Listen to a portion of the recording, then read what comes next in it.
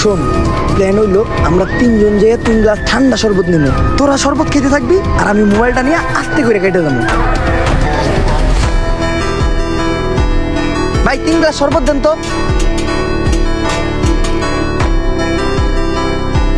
শরবতটি মজা আছে ভাই, বিধি বিধি হুদ্দা ঠান্ডা হয়ে গেল গা। বেশি করে বরফ দিয়ে আর 1 গ্লাস শরবত বানান।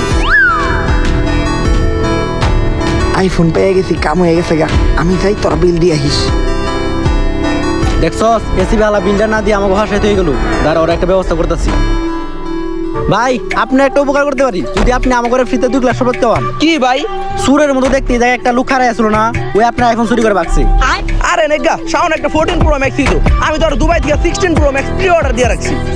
তাইলে তো মনে হয় শরবতের বিল দেওয়া লাগবো না। শরবত এটা হলো আমার ব্যবসা, ব্যবসা লয় কোনো খাতির নাই। তুই বিল তো দিবি, লগো আর বিলও দিবি, ফালা 3 লাখ।